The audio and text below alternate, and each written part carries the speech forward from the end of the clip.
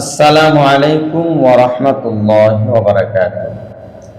আমি গতকালকে আপনাদেরকে বলেছিলাম আল উমুরু বিমাকাসিদিহা, ইসলামের এই মূলনীতির ভিত্তিতে ফেসবুক এবং ইউটিউব চালানো ভালো উদ্দেশ্যে অবশ্যই জায়েজ। এখন বেদাতি ভাইয়েরা আমাকে প্রশ্ন করেছেন, ভালো উদ্দেশ্যে যদি ফেসবুক এবং ইউটিউবের মতো নগণ্য জিনিসগুলো যদি জায়েজ হয়, ভালো উদ্দেশ্যে ঈদে মিলাদুন্নবী পালন করা জায়েজ হবে না কেন? আসল কথা হলো আল উমুরু বিমাকাসিদিহা, এই যে ইসলামের একটি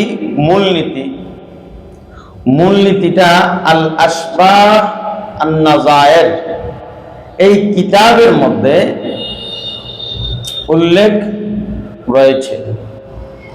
সাথে সাথে এই উসুলের যে ব্যাখ্যা বিশ্লেষণ, এই সবগুলো ওই কিতাবের মধ্যে উল্লেখ রয়েছে।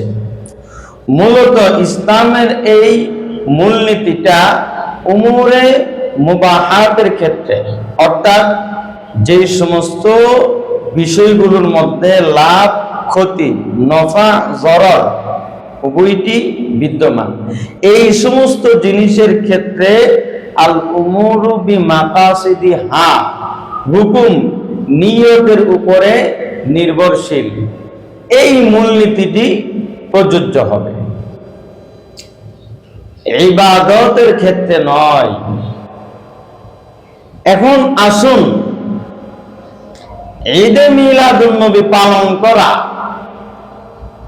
এটা কি উমুরে মুবাহাতের মধ্যে অন্তর্ভুক্ত নাকি ইবাদাতের মধ্যে অন্তর্ভুক্ত? তো আমরা বলবো, আমাদের সুন্নি ভাইয়েরা ঈদে মিলাদুন্নবী ইবাদত হিসাবে পালন করেন, এজন্য ঈদে মিলাদুন্নবী এটা ইবাদতের মধ্যে অন্তর্ভুক্ত। আর ইবাদাতের ক্ষেত্রে শরীয়তের উসুল হলো আল ইবাদাতু কুল্লুহা হারাম, সমস্ত ইবাদত হারাম। হ্যাঁ, যে সমস্ত ইবাদতগুলো করার অনুমোদন শরীয়ত দিয়েছে, একমাত্র সেই ইবাদতগুলোই করা যাবে, অন্য কোনো ইবাদত করা যাবে না। আর আল উমুরু বিমাকাসিদিহা, হুকুম নিয়তের উপরে নির্ভরশীল, এই উসুলটা ইবাদতের ক্ষেত্রে প্রযোজ্য নয়। সুতরাং আল উমুরু বিমাকাসিদিহা এই মূলনীতির ভিত্তিতে ঈদে মিলাদুন্নবী জায়েজ হয় না, কিন্তু ফেসবুক এবং ইউটিউব ব্যবহার করা জায়েজ হয়। এখন ইবাদতের ক্ষেত্রে যেহেতু শরীয়তের মূলনীতি হলো আল ইবাদাতু কুল্লুহা হারাম, সমস্ত ইবাদত হারাম ইল্লা, তবে যেই সমস্ত ইবাদতগুলো করার অনুমতি শরীয়ত প্রদান করেছে, ওই সমস্ত ইবাদতগুলো করা যাবে। এখন আসুন, ঈদে মিলাদুন্নবী, আমি কিন্তু আবারও বলতেছি, শুধু মিলাদুন্নবী নয়, কিন্তু ঈদে মিলাদুন্নবী এটা যেহেতু ইবাদত, আর এই ইবাদতের অনুমোদন শরীয়ত দিয়েছে কি? কোরআনের মধ্যে কোথাও ঈদে মিলাদুন্নবী বলতে কিছু রয়েছে? হাদিসের মধ্যে ঈদে মিলাদুন্নবী রয়েছে? না।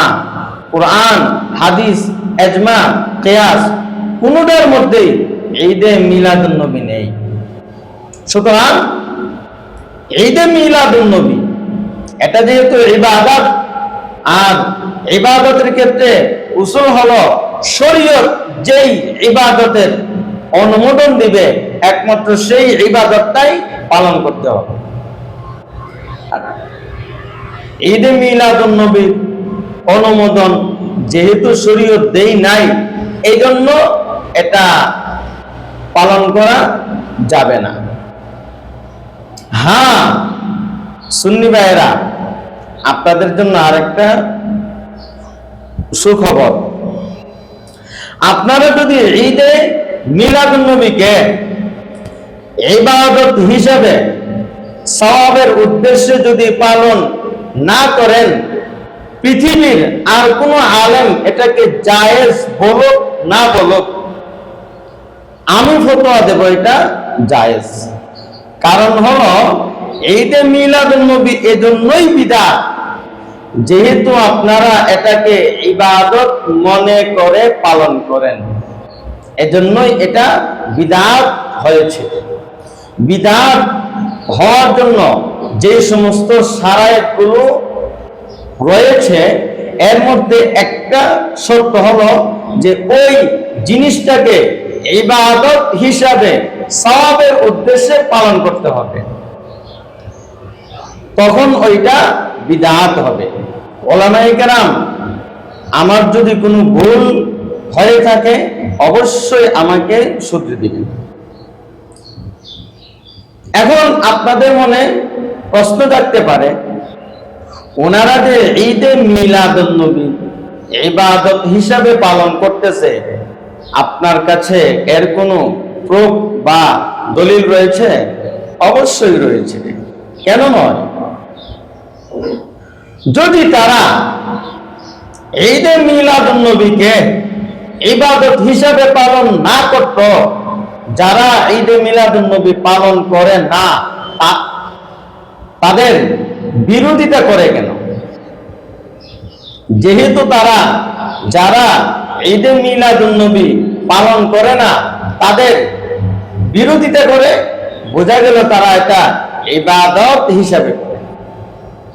যদি আমি আপনাদেরকে আবারও বলতেছি, সুন্নি ভাইয়েরা, আপনারা যদি ঈদে মিলাদুন নবীকে ইবাদত হিসাবে ইসলামের একটি অংশ হিসেবে যদি পালন না করেন, পৃথিবীর আর কেউ বলুক আর না বলুক, আমি বলবো এটা জায়েজ জায়েজ জায়েজ।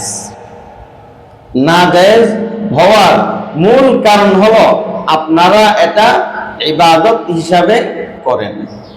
অন্যথায় রহমতে আলম সাল্লাল্লাহু আলাইহি ওয়াসাল্লাম, আল্লাহ পাক রব্বুল আলামিন বলেন, আমি রব্বুল আলামিন যাকে সৃষ্টি না করলে কিছুই সৃষ্টি করতাম না। আমরা যার উম্মত, আমরা যিনাকে নিজের প্রাণের চেয়ে বেশি মহব্বত করি, সেই নবীর আগমন উপলক্ষে কে খুশি হবে না? আমরা সবাই খুশি, তবে খুশিটা পালন করার পদ্ধতি আল্লাহ রাসূল সাল্লাল্লাহু আলাইহি ওয়াসাল্লাম যেইভাবে বলে গিয়েছেন ওইভাবে পালন করতে হবে। আপনার মন মতো পালন করলে চলবে না।